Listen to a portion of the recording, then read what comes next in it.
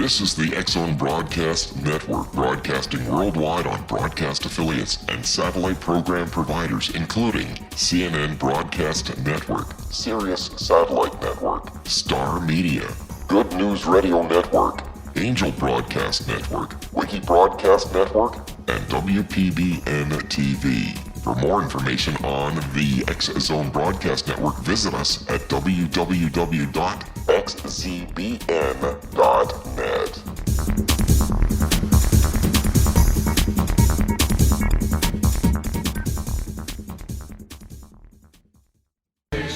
And welcome back, everyone. My name is Rob McConnell. This is the X-Zone on the X-Zone Broadcast Network and the Talk Star Radio Network. We're coming to you from our studios in Hamilton, Ontario, Canada. Toll-free 1-800-610-7035. Email xzone@xzoneradiotv.com. On MSN Messenger, xzoneradiotv@hotmail.com. And our website, www.xzoneradiotv.com. My guest this hour is Robert Java Bob Schmalzbach, and we're going to be talking to Java Bob about Bigfoot. Now, he is on the board of directors for Searching for Bigfoot, Inc., and he is holding the position of vice president and secretary. He's a businessman and entrepreneur now living in Northern California. Bob recently retired from a 20-plus year career in the high-tech field, where he worked as an equipment engineering manager for companies as diverse as AT&T, that's Bell Labs technology division, Honeywell Integrated Device Technology. He has a hands-on scientific approach to problem solving and a strong creative side. His passion has been for developing and running small businesses. Now, examples of these businesses are Bob's Main Street Market, Independent Grocers Services, Indian Creek Cafe, and Java Bob's Bigfoot Deli. Bob was a member of the Technical Advisory Board for De Anza College, the founder and first president of the Happy Campfire Safe Council, and he's also the president of the Happy Camper Chamber of Commerce. Joining us now from California is Java Bob. Hey, Java Bob, welcome to the X-Zone. Well, thank you, Rob. It's great to be on the X-Zone radio show. It's one of my favorite shows. Oh, thank you very much. I hope you like it. Well, great hearing that. It's always nice to talk to somebody who enjoys himself here in the X-Zone. Now, you're the author of a fascinating book called Monsters, Myths, and Me, which is available at X-Zone Nation at Amazon.com. Can you give us a little bit of a taste of what we're going to be talking about this hour, Bob? Well, yes, I sure can. You know, the book is about my life as a real life monster hunter and how I got involved in it and what I've learned. You know, there's a lot of controversy about this subject. Mm-hmm. Some people that are passionate about it and truly believe it, and there's other people that just can't see how it could possibly exist, how it possibly could be. You're a believer. I am a believer. I wasn't to begin with. I started out totally skeptical, and in my job as president of the Happy Camp Chamber of Commerce, one of the things we did is I called in the county board of supervisors, their economic commission, and asked them how we could help improve the economic base for this little town in far northern California. And they suggested we work on something that we already had in that town and kind of expand on it. In doing that, the committee decided on our artistic community because we have a lot of talented people up there. Happy Camp is one of the most remote villages or towns in the continental United States, and there wasn't a whole lot up there after the logging industry went away, but it's an absolutely beautiful place. Well, after this meeting, one of the members came up to me and said, "What about Bigfoot? Everything in this town is Bigfoot related. We're on the Bigfoot Scenic Byway, federally recognized Bigfoot Scenic Byway. And even your business is Java Bob's Bigfoot Deli." And I told her, well, you know, I think Bigfoot's probably a little controversial for the Chamber of Commerce to get involved in, but if you want to look into this and see what's out there, I'd certainly, on a personal level, support that. Well, she went ahead. Her name is Linda Martin. She went ahead and started contacting all the Bigfoot organizations she could find. to see what you could learn and see if anybody would come out and see what we had there and see if it was worthwhile doing. And she did just that. She got online and contacted everybody she could find, but only one person showed up, and that person was Tom Biscardi. All right, stand by. You and I have to take a commercial break. We'll be back in 2 minutes. Our special guest of this hour, Exo Nation, is Java Bob, whose real name is Robert Schmalzbach. We'll be back on the other side of this commercial break talking about Bigfoot, his website, www.searchingforbigfoot.com. This is the X-Zone. You're listening to us from our studios in Hamilton, Ontario, Canada, on the X-Zone Broadcast Network and the Talkstar Radio Network. The only key they had to unlock the door. This is Kevin Randall. For nearly 30 years, I have been investigating the case of the Roswell UFO. I have interviewed hundreds of people and stood on the crash site. Now in Roswell in the 21st century, I have reviewed dozens of hours of audio and videotaped interviews, examined hundreds of files that relate to the crash, and have returned to Roswell in an attempt to put all that information into the proper perspective. For the first time in Roswell in the 21st century, I have made a dispassionate reevaluation of all that material and provide a new look at what happened. This is a book that clears away all the clutter that has hidden the truth for so long, strips away the various lies that surround the case, exposes the Air Force attempts at cover-up, and found a core of solid information that tells us all where the case stands today. Roswell in the 21st century will be available in just a few weeks. For more information, please visit my website at www.kevinrandall.blogspot.com.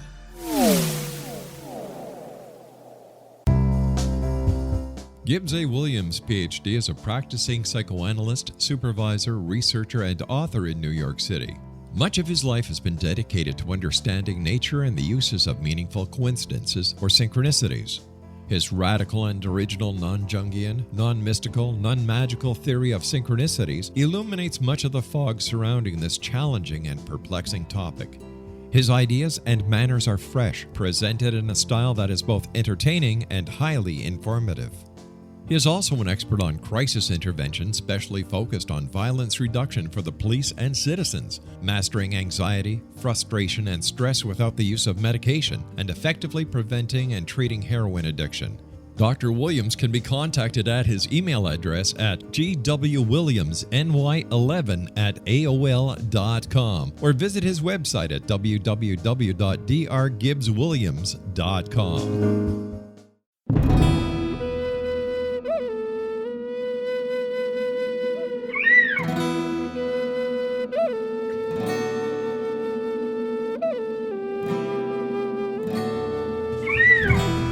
Shamanism is recognized as a method to access the quantum level. Mastery of shamanic skills puts spiritual information and healing power into your hands. Path Home Shamanic Art School, a bonded Colorado certified occupational school, has met rigorous state standards, ensuring its director and instructors have the qualifications to teach the shamanic arts. Path Home offers its certification program in blocks of study. Block 1, a 5-day intensive, will be held in the beautiful mountain town of Coaldale, Colorado, October 13th through 18th. Registration deadline is September 12th. Experience journey trance, power animals, helping spirits, sacred space, and life purpose. Come discover your power. Join me, Gwilda Wiyaka, in the magical world of shamanism. Call 303-775-3431 or visit findyourpathhome.com. With each new extreme weather event or terrorist act, it becomes increasingly obvious that we live in uncertain and challenging times. We all buy car insurance. Why not collapse and catastrophe insurance? Matthew Stein, an MIT-trained engineer and green builder, has written 2 outstanding books to help people prepare, plan for, and deal with everything from minor situations lasting a few days to full-on collapse. Matt's first book, When Technology Fails, is a manual for self-reliance, sustainable living, and surviving the long emergency. This massive book covers the gamut from first aid and emergency preparedness to alternative healing, renewable energy, primitive living skills, and 18th century technologies that could be critical to your comfort and survival in a long-lasting crisis. Matt's second book, When Disaster Strikes, is a comprehensive emergency preparedness handbook and survival guide. When Disaster Strikes is an essential item for every family's go bag. Both books are available at all usual sources. There's a wealth of totally free information posted at whentechfails.com, and author-signed copies may be purchased at mattstein.com. www.whentechfails.com. That's www.whentechfails.com and www.matstein.com. Stories that intrigue the Welcome back, everyone. Robert Javabob Schmalzbach is our guest this hour. His website is www.searchingforbigfoot.com, and he's the author of Monsters, Myths, and Me. It's available at Amazon.com. All right, so before we went to the commercial break, we were talking about how the Chamber of Commerce wanted to get involved with the Bigfoot because of your location and the significance that Bigfoot plays in your little town, and somebody sent out requests to all the Bigfoot organizations, and the only person that showed up was Tom Biscardi. So take it from there. Yeah, I met Tom Biscardi, and my first impression was a little scary. This man is like a one-man circus. He came in, took over the whole town. Very dynamic person, and I was, a little nervous. But then, after our meeting with everybody from the chamber, I invited him over to my house for some dinner, and we sat and we talked, and I got to know the guy. And by golly, he's a straight shooter, and he's very passionate about what he does. And I asked him, how can you convince me that this creature exists? And I was kind of impressed with his answer, because he told me he can't. He doesn't want to, and he doesn't work that way. He said, if I want to know about this creature, come out with him when he goes on expedition. Come out and see what he does, see what he finds as he finds it, and make up my own mind. And so I took him up on that invitation. And about the second or third time I went out with him, we actually found some physical evidence that supported a sighting that some people that I know that work with the Forest Service up there had made, and these are people that I know to be highly professional, educated, and very serious people with nothing to gain from coming up with a false sighting. After seeing that physical evidence, the footprints and things like that, I thought I'd better open my mind a little bit and pay a little closer attention and be a little more open-minded. And I started going out with Tom on a regular basis. And I kept seeing more and more physical evidence to support the idea that one of these things does exist. Now, how long ago was this? Oh, my goodness. That was probably 5 years ago, or almost 6 years ago now. I've been across the country many times since then and seen lots and lots of things. And the more I see, the more I'm convinced that there's something out there that deserves a lot more sophisticated investigation. If Bigfoot is out there, how come we haven't found any bodies or bones? Well, I don't know that that's really a correct statement. I think they found lots of bones. As a matter of fact, we have on our website a picture of a 9-foot 9-inch skeleton that we found, and the DNA came back as not quite human, very human-like. Don't know what that is, but usually when we do DNA tests on these kind of things, on the bones that are found, they either come back as nothing on file, unknown animal, or human-like, but not quite human. And so nobody can say that's a Bigfoot. So nobody can claim that as proof that these things exist. As far as finding bones and things, I think they've been found. My understanding is that the Smithsonian has quite a few of them, actually, but because they don't know how to classify them, they don't put them out. Why do you think that Bigfoot is so elusive? Well, I think from my experience now with what I've seen out in the field, they're very intelligent. They're very intelligent, and they don't. They're just very secretive. They're very fast, and they're very intelligent. I mean, they can. It appears to me that they can see and recognize cameras. Trip cams. Trip cams usually work either by emitting a high-frequency sound or a infrared light pattern to trip them. And I believe that they can see the infrared or hear the hear the ultrasound. Mm-hmm. But I don't know anybody that's been successful catching them on a trip cam.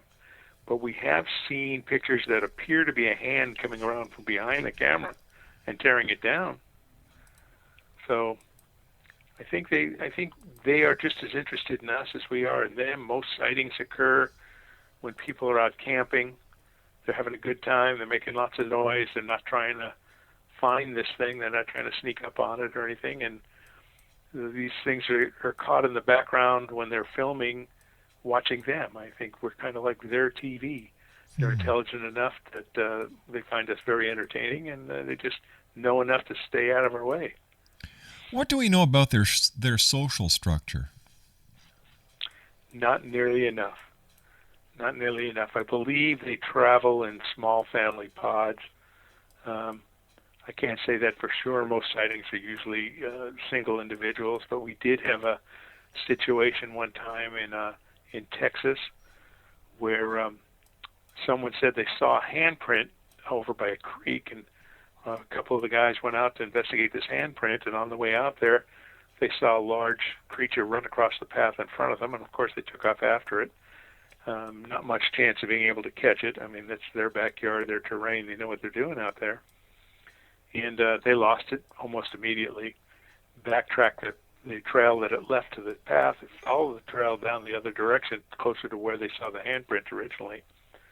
And there they found a set of 3 footprints. There were the ones that they had just backtracked from, the large one that was a little bit smaller, and one that were a little tiny.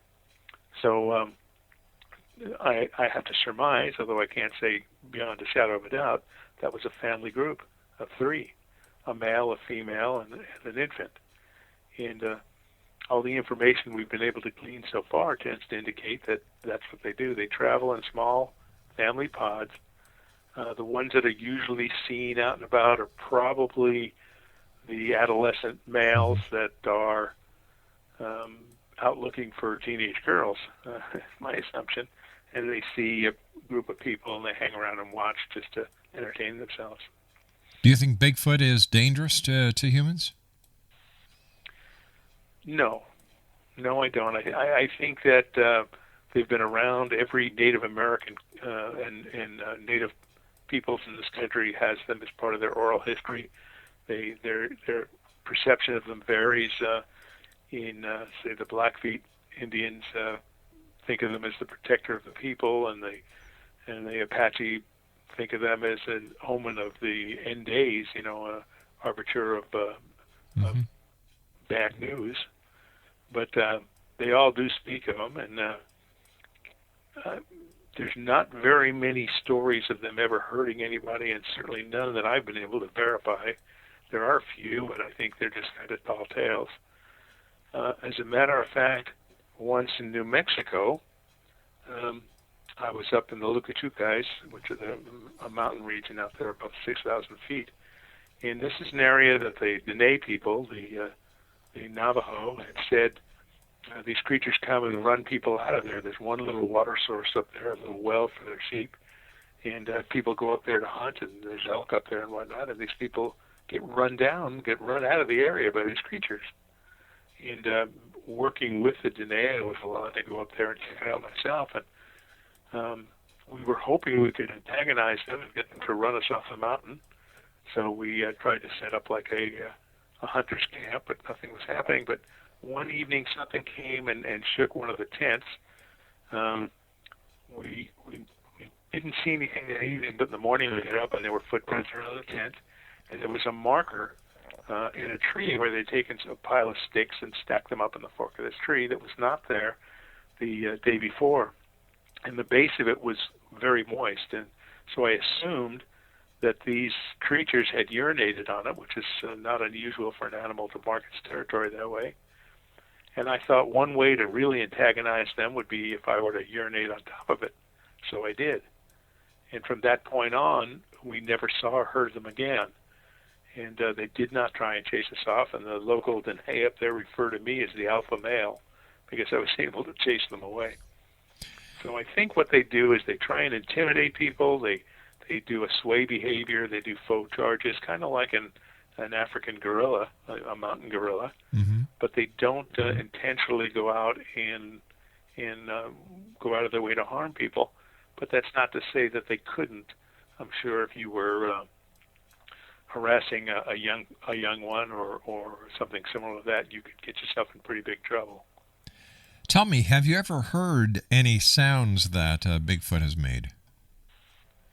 I have many times, and I can only assume that these were these creatures because I did not see them making the sound. Mm-hmm. I heard the sounds. They were unlike any other sounds that I'm familiar with in the woods. Other people have recorded these kind of sounds as I have as well. You send them out for analysis, and they come back as no animal. Java Bob, we're having a bit of a problem hearing you. You keep on fading in and out. So could you just repeat what you just said, please? Yes, I was talking about the sounds that they make. We've recorded their sounds, and I can't say beyond a shadow of a doubt that these are from a Bigfoot creature because I've never been looking at one when it was vocalizing. But people are not able to identify this sound as any other known animal, and it is very primate-like. So there are even people that believe they speak a language. Now, I have heard on some of these tapes what sounded like words, but I personally believe that they're mimicking sounds that they hear. I know that they like to watch people out in the woods, and they find us very entertaining. And Bob, stand by. You and I have to take a commercial break. Java Bob is our special guest. His website is www.searchingforbigfoot.com, and he's the author of Monsters, Myths, and Me. It's available at Amazon.com. We'll be back after this commercial break and the news as the X-Zone continues from our studios in Hamilton, Ontario, Canada, on the Talkstar Radio Network and the X-Zone Broadcast Network. That day, we were a little behind, so we worked until it was starting to get dark. We loaded up the equipment and hadn't driven very far when we caught glimmers of this glow coming through the trees.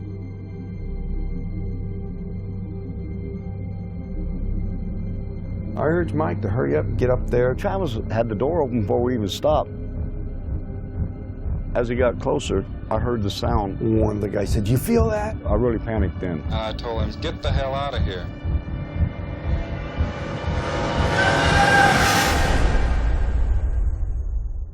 It didn't come directly to me, it came to a deputy sheriff. Three of us volunteered right away to tell him what had happened. Sheriff Gillespie definitely didn't believe it. He says that we better be certain because we could get in a lot of trouble. When we went to search the next day, they split us up, and the whole time the deputies asked me, if you just tell us where the body is, we can all go home and get this over with. We're talking about 100 people combing through the wooded area. Nothing turns up.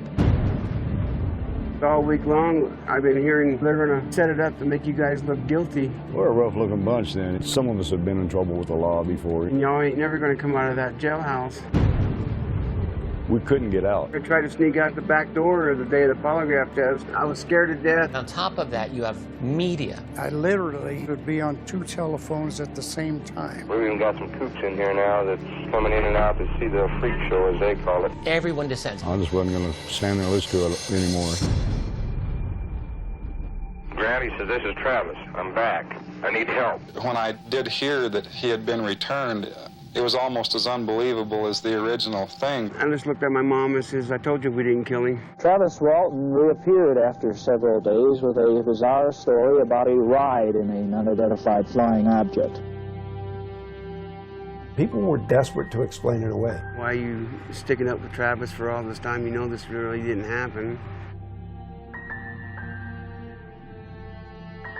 What happened to Travis after we took off in that truck, I can't tell you. I hated Travis for a long time after this. My whole world just tore up. But I believe every word Travis said about it. He's never lied to me about nothing. It's a net negative. We lost our jobs in the immediate aftermath. And now you're not able to talk about it with anyone because you know that they're going to laugh at you, they're going to look at you like you're crazy. But if you don't come out and tell your story, somebody else is going to tell it for you. there's a degree of responsibility. Certainly I have to accept the bad. If I can direct what's happened in a way that I can make something good happen in the world, I'm looking for it. Order your copy of Travis, The True Story of Travis Walton, today at www.traviswaltonthemovie.com. Did you know that when you're on the road with limited data or Wi-Fi, you can still listen to the X-Zone radio show with Rob McConnell, The Science of Magic with Gwilda Wiyaka, High Tech with Corey Kay, and every minute of the 24/7, 365 programming of the X-Zone Broadcast Network by calling 712-432-9459, courtesy of TalkStream Live. No smartphone, app, or internet needed. It saves your data plan, and it's free if you have unlimited minutes. Call 712-432-9459 to listen on any phone, anytime, anywhere. Remember, 712-432-9459 for the best of paranormal, new age, thought-provoking, sci-fi radio programming 24/7, 365.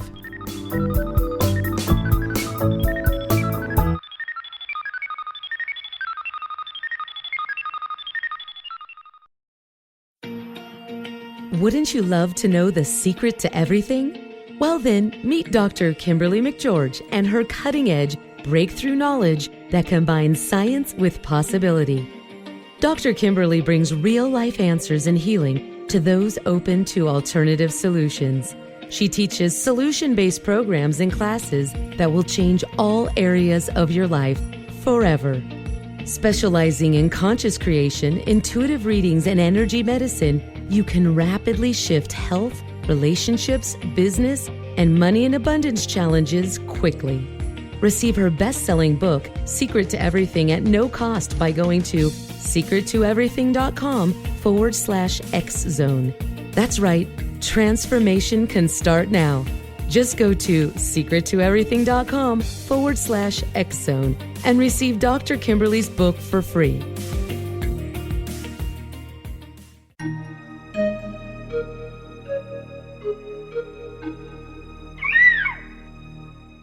While science pursues fact, magic accesses the quantum level, bridging random facts to form truth. As long as science and magic remain separate and polarized, the truth cannot be known. I'm Gwilda Wiyaka. Join me on the Science of Magic radio program, dedicated to unification and evolution of consciousness. During each episode, I'll be speaking with experienced and respected scientists and mystics. From astrologers to astronomers, from medical doctors to shaman, the scientific method to dowsing and intuition, we'll weave together information from seemingly divergent practices to promote unity and enlightenment. Join me, Gwilda Wiyaka, and the Science of Magic right here on the Mutual Broadcast Network. For more information, visit www.thescienceofmagic.net.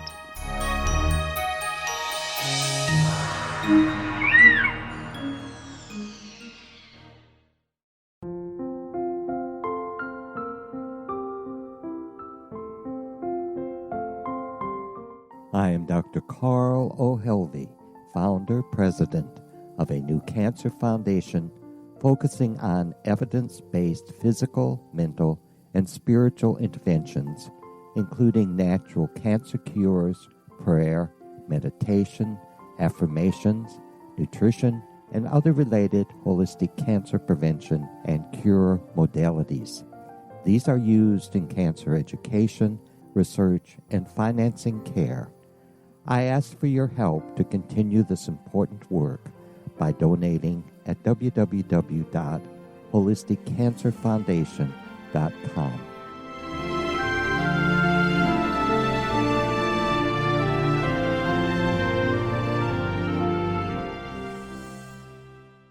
Welcome back, everyone. This is the X-Zone on the Talkstar Radio Network and the X-Zone Broadcast Network, coming to you from our studios in Hamilton, Ontario, Canada. Toll-free 1-800-610-7035. Email xzone@xzoneradiotv.com. On MSN Messenger, xzoneradiotv@hotmail.com. And our website, www.xzoneradiotv.com. Robert Javabob Schmalzbach is my special guest this hour. His website is www.searchingforbigfoot.com. He's the author of Monsters, Myths, and Me. It's available at Amazon.com. Tell me, what is your opinion or what is your take on the Patterson-Gimlin film of Bigfoot? Well, that's a really great question. I have kind of mixed feelings about it. The main thing to me is that the creature never looked like the things that I have seen out in the woods myself. And so we took the chance to go down and talk to some of the players involved with the film. I met Patricia Patterson. I talked to Philip Morris, who was the man who claims to have made a costume for it. I talked to Bob Hieronymus, the man who says he wore the costume. I talked to the neighbors down there, and although a lot of people look at that as the holy grail of Bigfoot, I'm not convinced that it's a real movie, that it's a real creature in that film. Lots of questions about it. It's very controversial, and but personally, I tend to think that it was probably a hoax. Yeah, well, I've had the opportunity of speaking to Bob Hieronymus several times on the show. And the big question that I have that I try to make sense of the whole thing, why would somebody say they did this if in fact they didn't? Like, there's too many people who collaborate each other's story pertaining to the fact that it wasn't a real Bigfoot, that yes indeed, Roger Patterson, who had a very flamboyant personality, was known for this kind of theatrics. So why do so many people hold on to this film as the holy grail to the existence of Bigfoot, Javabob? A very interesting question, and that's really the subliminal message to my book. Many people in this business or in this genre really want it to be real. This has become their life. Remember when I first came on here, I talked about when we called to get people to come and look to our little town in Happy Camp. Only one person showed up. Tom Biscardi. That's because most people in this genre do all their research, do all their work from the web. They do it online, they write in blogs, and they talk about whatever they care to talk about, and it gives them a certain persona. They become very well known, and it becomes part of who they really are. And anything that is said or done to challenge that position, their social position, becomes a negative. And so many people who take this very seriously are considered as a real problem for them, and they go way out of their way to discredit those kind of people. They don't want to hear anything that does not conform to their idea of what a Bigfoot should be, even though they've never gone out and looked for one or have no real idea what one looks like or how they act or what they really are. So it's a pretty involved question you've asked, and it involves a lot of subtleties. Well, you know, Bob, I see the exact same scenario. I've been doing this show now for 19 years, and I've seen over time the exact same scenario that applies to Bigfoot. Apply to angels, apply to aliens, apply to UFOs, apply to ghosts, apply to demonic possession. There are more armchair quarterbacks when it comes to investigating the paranormal than there are during any NFL, CFL football game. Yeah, I believe you're right. And that was one of the hardest things. That's one of the hardest things for me to deal with because, like I say, I come from a pretty technical background, and I'm really interested in finding out the truth here and getting some kind of empirical evidence that I can use to show people that this creature is really out there. I know there are a few significant scientific people out there who are very well convinced that it's out there. Jane Goodall has been known to say that she firmly believes it's out there, and but the majority of the people that we deal with, this is more like they're the backseat quarterbacks. As Tom Biscardi tends to call them, which is what gets him in so much trouble. Why he's got such a bad reputation. He just comes out and calls them bottom feeders. And, of course, they hate him for it, and if they can find any way to discredit him, they use it. But didn't Tom kind of shoot himself in the foot 2 years ago when he was part of that hoax of the costume in the freezer? Yes, he did, and, that's not the first time he shot himself in the foot, and knowing Tom, that may not even be the last time, because he is so passionate about this. Now, he was hoaxed. I was the leader of the team that went and picked up that body in a freezer, and we all thought it was real until we got a chance to get it out of the ice, and immediately we saw what it was, and we had Tom had contacted Fox News and said, this is what we have, and we all thought it was the real deal. And of course, as soon as the day we found out, we contacted Fox News and said, no, this is what we have, and we were hoaxed by that as well. That's one of the chapters in my book that I explain what's going on. As a matter of fact, we just released a short movie. It's really a rough cut, but it's called The Anatomy of a Bigfoot Hoax, and it describes in detail what happened there. And that's available. You can find that on our site as well. But it goes step by step, exactly what happened, how it happened, and really we were duped just like anyone else. Tell me, a lot of people within the Bigfoot community think that there is an ET connection to Bigfoot. Could ET be an alien? And I'm just going to tell you what I think. I don't think there is an ET connection when it comes to Bigfoot. That's just my personal opinion, because it makes no sense. And to me, if it doesn't make any sense, it's not true. Well, what I've learned more than anything else since I started doing this is to have an open mind, because I was totally convinced that there's just not much possibility that Bigfoot existed, and now I believe that much more strongly that it does. So as far as being connected with an extraterrestrial, I don't see that myself. Yeah. I have talked to people that said, they're associated with blue lights and different things, and that they just seem to disappear and come and go as they wish, and that's why nobody can find them and everything. But I've seen no physical evidence to suggest that they're connected with extraterrestrials. I just wonder how many of these alleged sightings are wishful thinking. Well, I would say, my experience has been that a vast majority of them are, and they're not people that are trying to fool anybody. They're not people that are lying. Mm-hmm. There's people that have Bigfoot on their mind. They see something or hear something and just assume it's a Bigfoot. That's why we go out and investigate these things. And most of the time when we get out, we find good people who are telling things that they believe because this is the way they saw it. Yeah. And there's nothing there to support that that's in fact what they found. Although occasionally, and it's a much smaller percentage, we do find physical evidence that supports their sighting. But the majority of them, I think, are just good people who are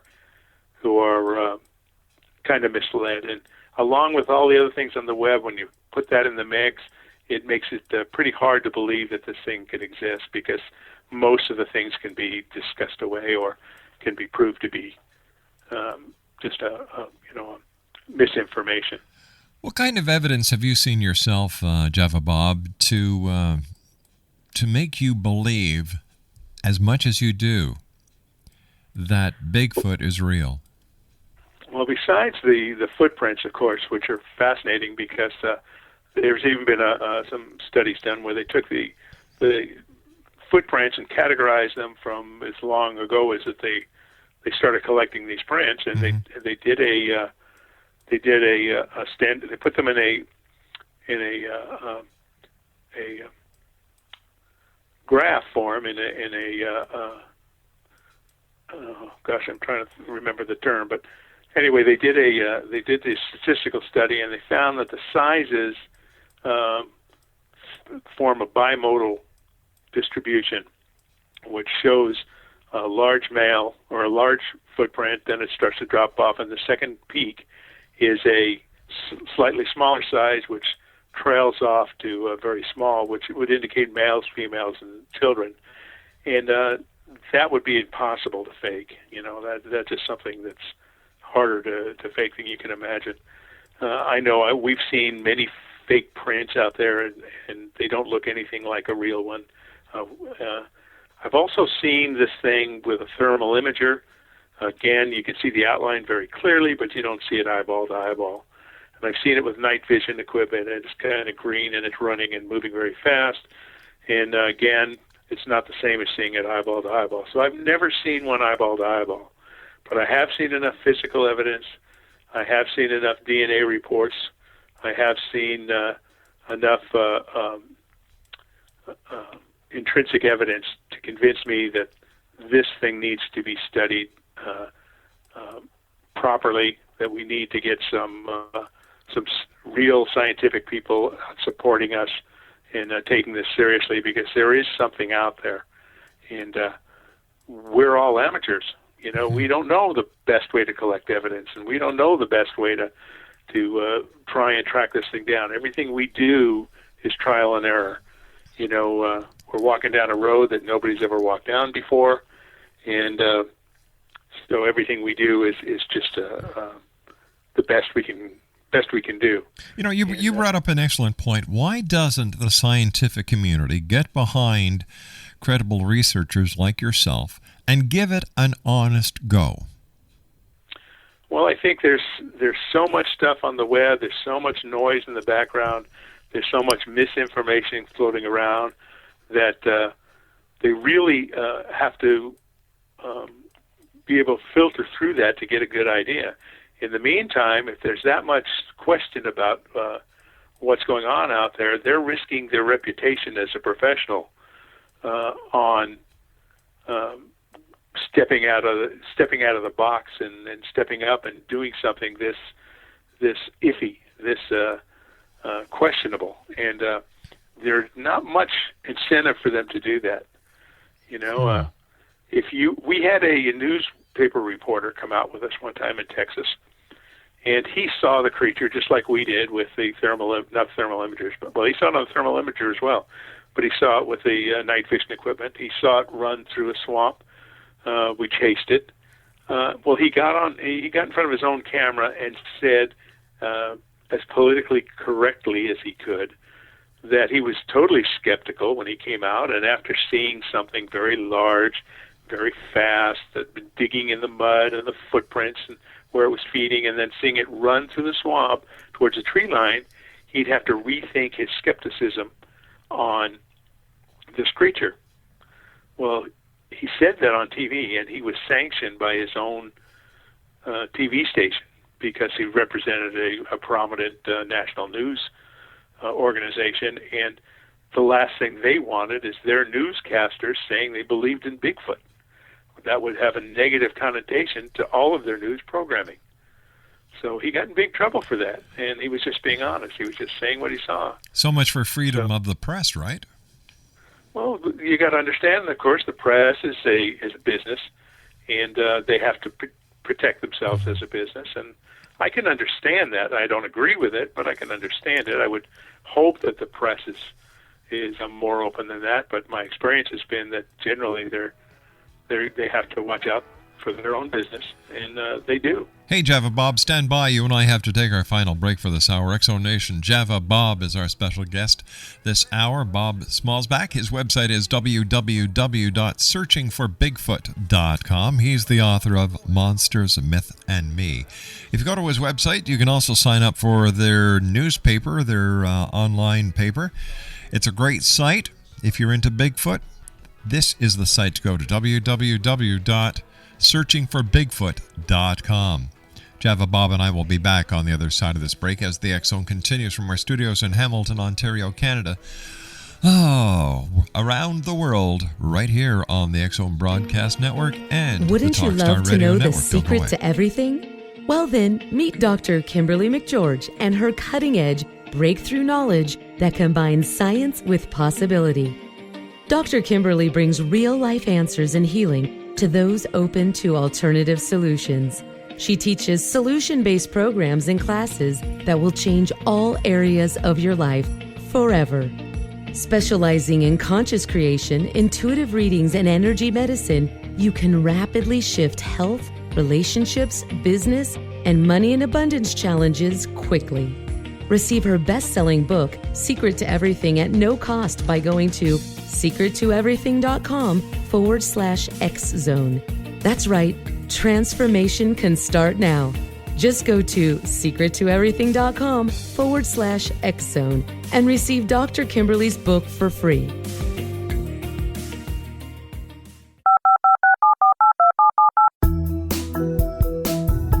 Did you know that when you're on the road with limited data or Wi-Fi, you can still listen to the X-Zone radio show with Rob McConnell, The Science of Magic with Gwilda Wiyaka, High Tech with Corey Kay, and every minute of the 24/7, 365 programming of the X-Zone Broadcast Network by calling 712-432-9459, courtesy of TalkStream Live. No smartphone, app, or internet needed. It saves your data plan, and it's free if you have unlimited minutes.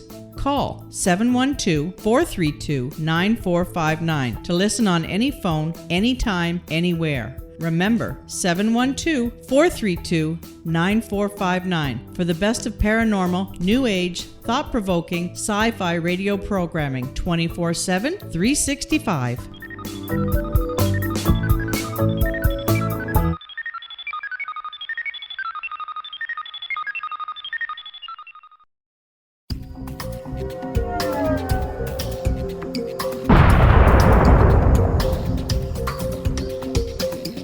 Coming soon to the X-Zone Broadcast Network is A Different Perspective with me, Kevin Randall, as your host.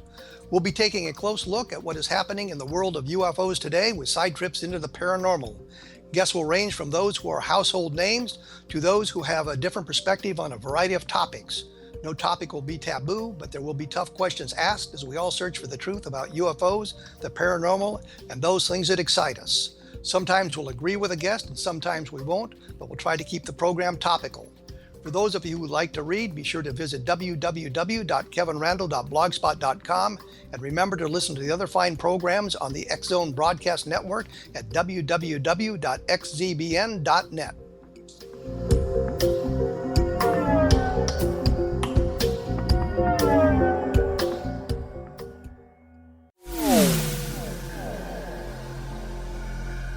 This is Kevin Randall. For nearly 30 years, I have been investigating the case of the Roswell UFO. I have interviewed hundreds of people and stood on the crash site. Now in Roswell in the 21st century, I have reviewed dozens of hours of audio and videotaped interviews, examined hundreds of files that relate to the crash, and have returned to Roswell in an attempt to put all that information into the proper perspective. For the first time in Roswell in the 21st century, I have made a dispassionate reevaluation of all that material and provide a new look at what happened. This is a book that clears away all the clutter that has hidden the truth for so long, strips away the various lies that surround the case, exposes the Air Force attempts at cover-up, and found a core of solid information that tells us all where the case stands today. Roswell in the 21st century will be available in just a few weeks. For more information, please visit my website at www.kevinrandall.blogspot.com. What happened in Benghazi is revealed by Nicholas Genix, author of Obama, Islam, and Benghazi. He informs the American people that President Obama deceived them by advocating a strong foreign policy prior to the 2012 presidential election, and Hillary Clinton supported this deception. As the title infers, there is a connection between Obama, Islam, and Benghazi. Ample evidence informs Americans that Obama's early indoctrination in the Quran developed an affinity for Islam, why the Quran is the source of discontent in many countries, and why the Obama foreign policy deception led to poor military action and caused the loss of American lives in Benghazi. Genix provides 36 questions for the Select Committee on Benghazi to validate if Americans are justified to mistrust President Obama and Hillary Clinton.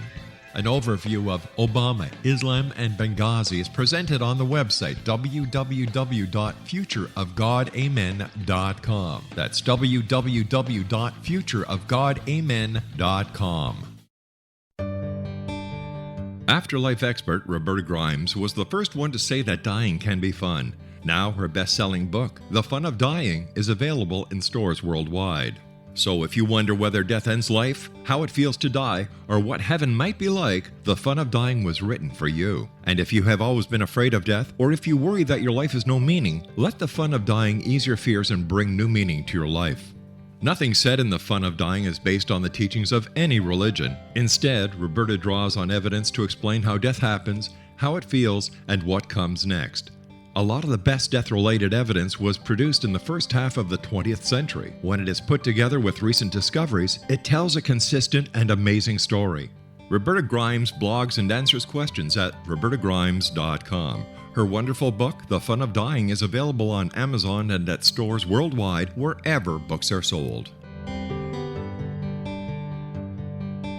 Java Bob is our special guest. Exonation. His website is www.searchingforbigfoot.com.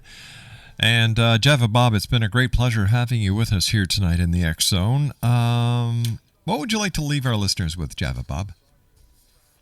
Well, I'd like for people to understand that in order for us to solve this mystery once and for all, people are going to have to stop bickering back and forth about it and come together. There are people out there who are working towards solving this mystery, and there's a lot of people out there who are just trying to perpetuate it as a way of life, as part of their social structure. And as long as we keep bickering back and forth and we don't take it seriously, we'll never solve it. It's been around a long time. There have been stories about this creature in this country, anyway, ever since there were newspapers, since the first settlers got here. As a matter of fact, even Rogers Rangers, which were during the War for Independence, one of our first special forces, in Colonel Rogers' journal, he wrote about asking his men to fire a volley of shot over the heads of some bears that were throwing rocks at them. Well, I don't know about you, Rob, but I'm not familiar with what kind of bears throw rocks. Neither but am I. I do know that these creatures throw rocks just like many primates do. What should a person do, in your opinion, if they see a Bigfoot? Well, that's a good question. I would suggest for their own safety, just to be on the safe side, that you simply back away and leave it alone. But personally, I would like you to get as much information about the sighting, the weather conditions, where the nearest waterways are, what kind of food sources are nearby, just general observations, and call me. Let me know so I can go check it out. And of course, if they can, get a good picture.